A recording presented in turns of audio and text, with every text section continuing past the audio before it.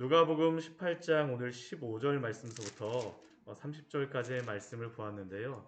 오늘 말씀은 이게 공통적으로 관통하는 그러한 주제가 있습니다. 이게 무엇이냐면 하나님 나라에 대한 그러한 말씀입니다. 하나님 나라에 대한 말씀이요. 우리가 그 금요일 저녁서부터 누가복음 17장 20절 말씀서부터 보았었는데 그 17장 20절에서 바리새인들이 예수님께 와서 한 가지 질문을 했었잖아요.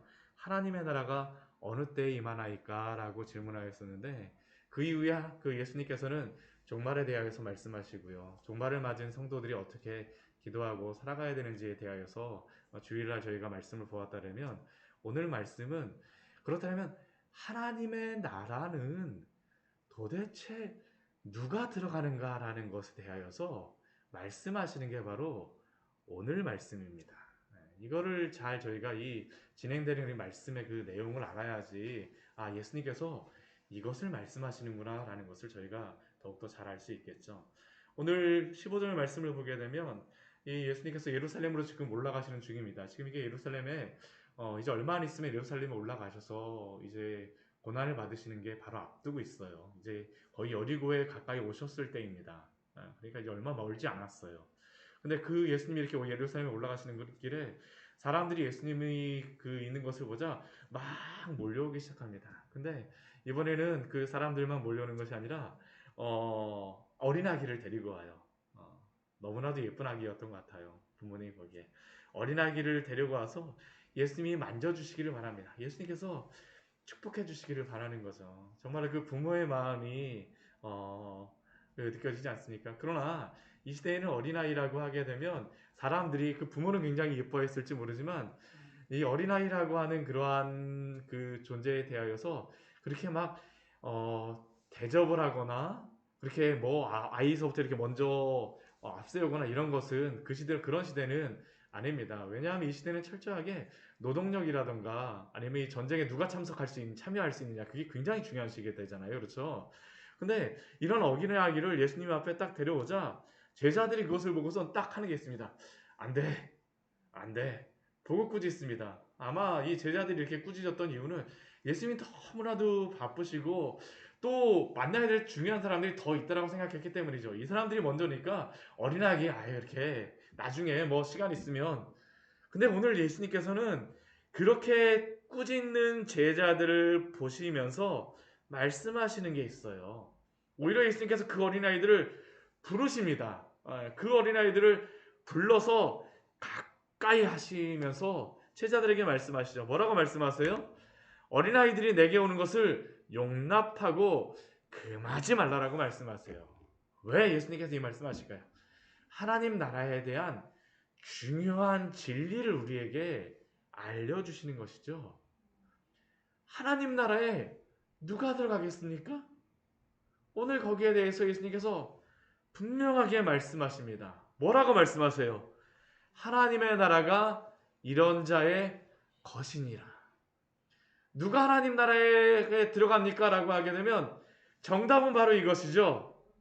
어린아이들이 내게 오는 것을 용납하고 금하지 말라. 하나님 나라가 누가 어떤 자의 것이라고요? 이런 자의 것이니라. 그럼 우리는 어떻게 됩니까? 어린아이 돼야 되나요? 우리 요한복음 3장 말씀에 보게 되면 누구든지 거듭나지 않으면 하나님 나라에 갈 수가 없다라고 말씀하니까 그 밤에 찾아왔던 그 바리새인이 뭐라고 얘기합니까? 니고데모가 그러죠. 아니 그럼 내가 엄마 뱃속에 들어갔다가 다시 나와야 되나요? 네. 우리가 어린아이가 돼야 되는 건가요? 근데 여기에는 어린아이라는 그러한 것을 통하여서 예수님께서 이 하나님의 나라가 어떤 자의 것인지를 우리에게 알려주시고자 하는 것이죠. 우리 17절 말씀 같이 한번 읽어보도록 하겠습니다. 내가 진실로 너에게 이르노니 누구든지 하나님의 나라를 어린아이와 같이 받아들이지 않는 자는 결단코 거기 들어가지 못하리라 하시니라. 이것의 의미가 무엇입니까? 누구든지 하나님의 나라를 어린아이와 같이 받아들이지 않는 자는 결단코 거기 들어가지 못하리라. 이 의미는 어떤 걸까요? 어린아이가 순수하기 때문에 들어가는 걸까요? 착하기 때문에? 아무런 죄가 없기 때문에요? 사실 우리는 그러한 것으로서 많이 생각을 해요. 어린아이 생각하게 되면 죄가 없고 순수하고 아이들 이렇게 태어난 아이들 보게 되면 어떻습니까? 정말 이게 눈빛 보게 되면 막 너무 어렸을 때는 눈빛을 잘 못 맞추지만 어느 정도 커갖고 눈빛을 딱 맞춰주게 되면 너무 귀여워요. 제가 애들을 너무 좋아하거든요.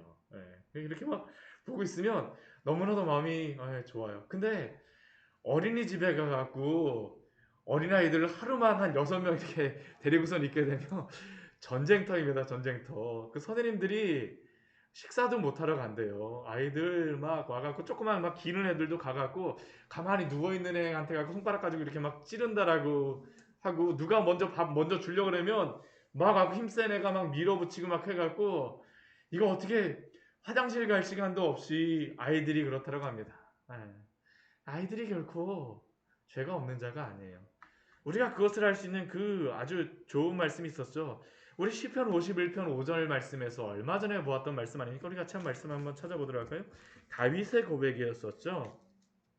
제가 이렇게 지금 예를 들어서 말씀드렸지만 다윗을 통하여서 사람이 어떤 존재인가, 자신이 어떤 존재인가를 이렇게 고백합니다. 시편 51편 5절 말씀입니다. 같이 읽도록 하겠습니다. 시편 51편 5절 말씀. 내가 죄악 중에서 출생하였으며 어머니가 죄 중에서 나를 잉태하였나이다. 우리 누가복음 18장 말씀에서는 어린아이 같으면 들어간다고 했는데 다윗은 죄악 중에 출생하였다고 합니다. 출생서부터 무엇이라고 합니까? 죄인이라는 것이죠. 순수함으로 들어간다라는 것을 이야기하는 것은 아닙니다. 어린아이가. 죄인이에요. 태어나면서부터. 이건 진리입니다. 그러면 도대체 어린아이가 이런 자의 것, 하나님의 나라가 이런 자의 것이라고 말씀하시는데 도대체 어린아이가 어떤 존재이길래 이렇게 천국에 들어간다고 말씀하십니까? 오늘 말씀을 보게 되면 이 어린아이의 특징이 있습니다. 부모가 데려오면 예수님 앞에 어떻게 해요? 설 수가 있어요. 근데 제자가 오지 말라라고 하면 어떻게 합니까? 갈 수가 없어요. 예수님이 다시 받아주겠다라고 하면 어떡합니까? 올 수가 있는 거죠. 오늘 이 어린아이의 특징은 철저하게 자기의 힘으로 무엇인가를 하지를 않는다라는 게 바로 어린아이의 특징입니다. 누가 천국에 들어갈까요? 무력한 자가 천국에 들어가는 겁니다. 내 힘으로 들어가지를 못해요. 누구의 은혜를 우리가 힘입어서 천국에 들어가겠습니까? 예수 그리스도를 믿음으로 말미암아.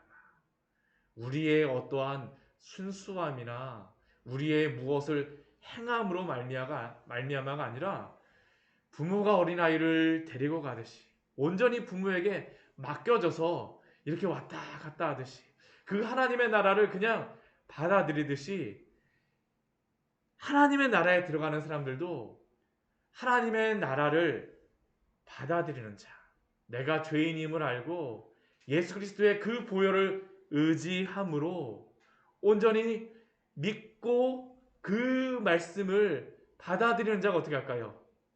천국에 들어간다는 것입니다. 천국은 우리의 힘으로 들어가는 나라가 아님을 기억하십시오. 우리의 공로가 아닌 하나님께서 우리에게 은혜로 주시는 것이 바로 하나님 나라입니다. 그리고 나서 바로 이것에 대하여서 예수님께서 또 말씀을 하세요. 오늘 말씀을 보게 되면 하나님 나라가 누구의 것인가라는 것을 말씀해 주시는 게 바로 오늘 말씀입니다. 우리 누가복음 18장 18절 말씀 보게 되면 우리 어떤 관리가 또 와서 질문을 합니다. 우리 앞에 우리 17장 25절에서는 바리새인 하나님의 나라가 어느 때 임합니까? 라고 하지만 우리 18장 18절 말씀에서는 어떤 관리가 와서 예수님께 질문을 해요. 뭐라고 질문합니까? 선한 선생님, 내가 무엇을 하여야 영생을 얻으리까? 라고 질문합니다. 영생을 얻는다라는 의미는 무엇일까요? 하나님의 나라가 누구의 것입니까? 라는 그러한 질문입니다. 예수님께서는 벌써 하나님의 나라가 이런 자의 것이니라 라고 말씀하셨습니다. 말씀하셨어요.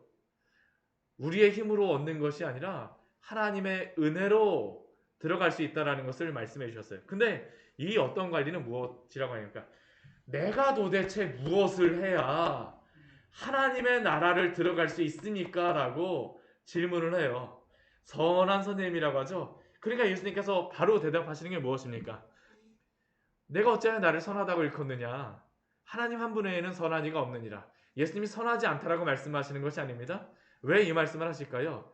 인간의 힘으로는 선한 것을 행하는 것으로는 천국에 들어갈 수 없다라는 겁니다. 근데 예수님께서 참 재미있는 말씀하세요.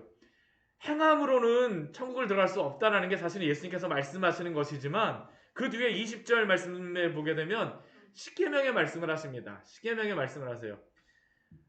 영생을 얻어야 어떻게 하여야 영생을 얻으니까 하니까 우리 20절 말씀 뭐라고 말씀하십니까? 내가 계명을 하니까 간음하지 말라, 살인하지 말라, 도둑질하지 말라, 거짓 증언하지 말라, 내 부모를 공경하라. 이것을 하면 어떻게 한다라는 것이죠? 영생을 얻을 수 있다라고 예수님께서 말씀하시는 겁니다. 예. 우리가 십계명의 말씀을 온전히 다 지키면 영생을 얻을 수 있을까요? 없을까요? 얻을 수 있습니다. 본질적으로 얻을 수 있어요. 근데 문제는 무엇일까요? 죄 있는 인간은 누구도 이 율법을 지킬 수 없다라는 게 사실은 문제죠. 오늘 예수님께서 알려주시는 게 바로 그것입니다. 이 사람은 내가 행함으로 영생을 얻을 수 있습니까? 무엇을 해야 영생을 얻을 수 있습니까? 라고 말하자 일단 예수님께서는 사람의 그러한 계명이죠. 5계명서부터 우리 9계명까지 부모 공경서부터 시작해서 우리 그 마지막 거짓 증언하지 말라까지 말씀해 주세요. 그러자 이 사람이 뭐라고 대답하니까 아주 의기양양하게 대답하죠. 이것은 내가 어려서부터 다 지켰어요. 저 정말 천국 들어갈 만한 사람이네요. 예수님 저 같은 사람 아니면 누가 들어가겠습니까? 근데 예수님께서 이 사람에게 그런데 아직까지 한 가지 부족한 게 있어. 딱 한 가지만 하면 될 것 같아. 우리 22절 말씀 같이 한번 읽어볼까요? 예수께서 이 말씀을 들으시고 이르시되 내가 아직도 한 가지 부족한 것이 있으니 내게 있는 것을 다 팔아 가난한 자들에게 나눠주라. 그리하면 하늘에서 내게 보화가 있으리라. 그리고 와서 나를 따르라 하시니. 딱 한 가지 부족한 게 무엇입니까? 내게 있는 것을 다 팔아서 가난한 자들에게 나눠주라는 것입니다. 나눠주라는 것이죠. 어떤 사람이 이것을 할 수 있을까요? 본질적으로는 예수님께서 이 5계명서부터 9계명까지 말씀하시고 나면 이 뒤에 부분에서 말씀하지 않은 계명이 한 가지가 있습니다. 이게 어떤 계명일까요? 10번째 계명입니다. 탐심에 대한 계명이에요. 그러니까 탐심이 없는 마지막 너희의 마음까지 이웃을 사랑할 수 있느냐라는 것을 예수님이 질문하시는 것이죠. 근데 이것은 이웃사랑의 계명으로만 끝나는 게 아닙니다. 사실 여기에 본질적인 것은 무엇이냐 하면 누가 이 모든 것을 다 팔아서 가난한 자들에게 나눠줄 수 있을까요? 우리 23절 말씀도 같이 한번 읽어보도록 하겠습니다. 그 사람이 큰 부자이므로 이 말씀을 듣고 심히 근심하더라. 이 사람은 이것을 행하지 못해요. 왜 그럴까요? 부자이기 때문에. 부자라는 의미가 무엇일까요? 하나님하고 재물하고 같이 있을 때에 어떤 게 더 무겁게 느껴지겠습니까? 재물이 더 무겁게 느껴지는 거예요. 재물이 이쪽에 있고 하나님 이쪽에 있다면 인생의 그런 가치를 따지게 되면 저울이 재물 쪽으로 쭉 기울어지는 것이죠. 이것은 십계명이 어떤 계명을 어기는 것일까요? 첫 번째 계명을 어기는 것입니다. 첫 번째 계명을 어기는 것이. 우리 십계명 첫 번째 계명이 무엇입니까? 너는 나 외에는 다른 신들을 내게 두지 말라라고 말씀하시는데 이 사람은 어떻게 하는 겁니까? 너는 나 외에는 다른 신, 그 신이 무엇일까요? 재물입니다. 예수님께서는 5계명서부터 9계명까지의 말씀을 하시면서 이 계명을 지키라라고 말씀하시지만 실제로 이 사람은 예수님께서는 그 사람에게 말씀하시는 게 무엇이에요? 사실 너는 1계명서부터 지금 지키지 못한다라고 말씀하시죠. 말씀하십니다. 그러니까 이 사람이 어떻습니까? 이 말씀을 듣고 심히 근심하죠. 우리 뒤에 24절, 25절 말씀은 우리에게도 하시는 말씀입니다. 이 사람을 보시면서 말씀하세요. 주변에 있는 사람들에게 말씀하시죠. 재물이 있는 자는 하나님의 나라에 들어가기가 얼마나 어려운지, 낚시가 바늘기로 들어가는 것이 부자가 하나님의 나라에 들어가는 것보다 쉽다라고 말씀하십니다. 이 말씀을 보게 되면 부자는 천국에 못 들어간다라고 예수님이 말씀하시는 것 같아요. 요즘에 그 아파트 가격이 얼마죠? 얼마 내게 되면 세금을 더 많이 내야 된다라고 하는데, 이게 얼마, 예수님께서 지금 얼마 딱 정해놓고 부자해 갖고 천국 들어가 못 들어가, 이것을 말씀하시는 걸까요? 아닙니다. 부자는 도대체 누구일까요? 여기서 부자는 돈이 많은 사람이 아닙니다. 하나님보다 돈을 더 소중하게 여기는 사람이 바로 부자입니다. 아무리 가난한 사람이라 할지라도요. 돈을 더 소중히 여기게 되면 그 사람은 무엇일까요? 부자예요. 하나님 나라에 들어갈 수 없다라는 겁니다. 무엇이 더 중요하냐라고 우리에게 질문하시죠. 질문하시는 겁니다. 근데 이게 인간적인 방법으로 가능할까요? 쉽지 않아요. 오늘 그러니까 26절 말씀 보게 되면 사람들이 이렇게 이야기합니다. 우리 18장 26절 말씀 보게 되면 그런즉 누가 구원을 얻을 수 있습니까? 아무도 구원을 얻을 수 없을 것 같아요. 예수님이 우리 27절 말씀에서 말씀하십니다. 같이 읽겠습니다. 이르시되 무릇 사람이 할 수 없는 것은 하나님은 하실 수 있느니라. 어린아이와 같죠. 어린아이 같습니다. 우리가 행함으로 얻는 게 아니에요. 하나님의 은혜로 우리에게 주시는 것이 무엇일까요? 천국입니다. 하나님의 나라예요. 영생입니다. 그래서 철저하게 하나님의 나라는 우리의 공로가 아니라 예수 그리스도의 공로로만 우리가 얻을 수 있는 줄 믿습니다. 이게 바로 변화되어진 것이죠. 이것을 알게 된 사람들의 특징은 무엇일까요? 예수님과 하나님이 훨씬 귀하게 여겨지는 것입니다. 우리 마태복음 우리 13장 우리 말씀 같이 한번 보도록 할까요? 오늘 말씀은 이 재물에 대하여서 말씀하실 때에 같이 하나님 마태복음 13장이 그 천국에 대한 그러한 비유의 말씀 아닙니까? 근데 우리 천국에 대해서 말씀하실 때에 누가 이 천국을 소유하는지 이렇게 말씀하시죠. 우리 14절 우리 44절서부터 우리 46절까지의 말씀을 같이 한번 읽어보도록 하겠습니다. 마태복음 13장 44절서부터 46절입니다. 같이 읽겠습니다. 천국은 마치 밭의 반주인 보아와 같으니 사람이 이를 발견한 후 숨겨두며 기뻐하며 돌아가서 자기의 소유를 다 팔아 그 밭을 사느니라. 또 천국은 마치 좋은 진주를 구하는 장사와 같으니 극히 값진 진주 하나를 발견하며 가서 자기 소유를 다 팔아 진주를 사느니라. 결국 이것은 무엇입니까? 더 부유한 것을 발견한 사람은 가치 없는 것을 다 팔아서 다 살 수가 있다라는 것입니다. 하나님 나라의 그 소중함을 발견한 사람은 어떻게 할까요? 이 세상의 모든 것을 다 팔아서 하나님 나라를 사기를 할 수 있다라고 오늘도 말씀해 주시는 것이죠. 사람의 방법은 할 수 없습니다. 무릇 사람이 할 수 없는 것을 하나님께서 성령을 통하여서 우리의 마음을 변화시킴으로 말미암아 오늘도 우리로 하여금 그렇게 굴복하게 하시고 살아가게 하시는 줄 믿습니다. 이 사람들이 소유한 그 보물이 무엇일까요? 우리 29절과 30절 말씀 같이 한번 읽겠습니다. 우리 18장 29절과 30절이면 누가복음 18장 29절과 30절입니다. 이러시되 내가 진실로 너희에게 이르노니 하나님 나라를 위하여 집이나 아내나 형제나 부모나 자녀를 버린 자는 현세의 여러 배를 받고 내세의 영생을 받지 못할 자가 없느니라 하시니라. 하나님 나라를 위하여서 집이나 이것을 다 팔라라고 말씀하시는 게 아닙니다. 하나님 나라를 가장 소중하게 여기는 자, 그러한 자는 어떠한 상이 있습니까? 현세의 여러 배를 받고 내세의 영생을 받지 못할 자가 없는 줄 믿습니다. 오늘도 우리에게 이것을 주시기를 원하시는 분이 바로 예수님이시죠. 가장 소중한 것을 오늘도 우리에게 취하라고 말씀하십니다. 누가 하나님의 나라에 들어갑니까? 어린아이와 같은 자들입니다. 내 힘이 아닌 오직 하나님의 은혜로 오늘도 살아가시는 귀한 성도님들 되시기를 축원드립니다. 같이 기도하도록 하겠습니다.